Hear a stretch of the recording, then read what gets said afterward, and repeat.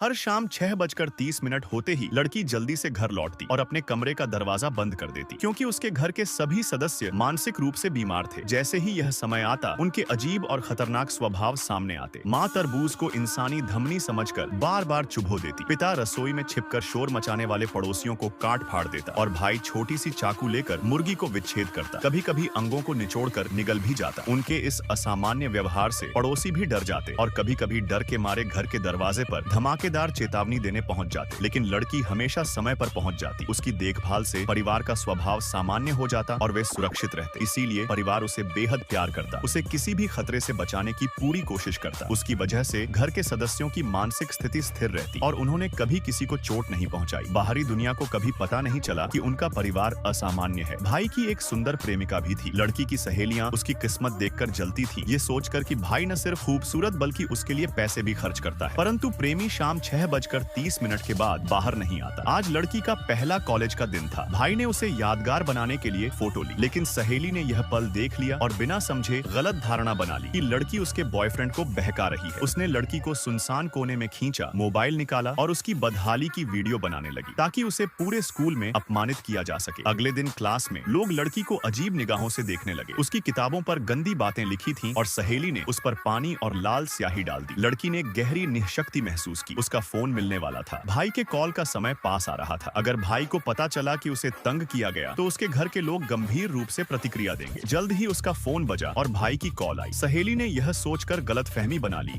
कि यह किसी प्रेम नोट की कॉल है। सहेली ने लड़की को घर ले जाने का निश्चय किया। लड़की जानती थी कि उसके घर में खतरनाक परिस्थितियां हैं, इसलिए उसने भागने का प्रयास किया, परंतु सहेली पीछा करती रही। अंततः लड़की ने अपनी चाबी छीन ली और घुटनों के बल बैठकर दूसरों से दया की विनती की। सबने सोचा कि वह कमजोर है, लेकिन असल में यह सब उसकी चालाकी थी। लड़की उन्हें लंबे समय से खाली पड़े पुराने घर में ले गई। बाहरी दुनिया से उत्तेजना मिलने पर उसका स्वभाव बदल जाता। उसका परिवार मानसिक रोगियों में से था, पर लड़की सबसे गंभीर थी। उत्तेजना बढ़ने पर वह भयानक राक्षस बनकर अत्याचार कर सकती थी। इसी समय घर में परिवार उसके जन्मदिन की तैयारी कर रहा था। एक मनोवैज्ञानिक उनकी फॉलोअप जांच करने आया और सबकी स्थिति की पुष्टि की। डॉक्टर ने कहा कि उनकी हालत अब पहले से बेहतर है और जल्द ही पूरी तरह ठीक हो जाएंगे। उन्होंने परिवार को सलाह दी कि लड़की के प्रति सावधान रहें, उसे नाराज न करें, वरना परिणाम भयावह होंगे। 6:30 का समय फिर आया। पुराने घर की अजीबोगरीब वातावरण, दरवाजों पर लकड़ी के फट्टे और धुंधली बत्तियां सबके मन में डर पैदा कर रही थी। लेकिन लड़की जो बाहर से सामान्य लगती थी, असल में सबसे खतरनाक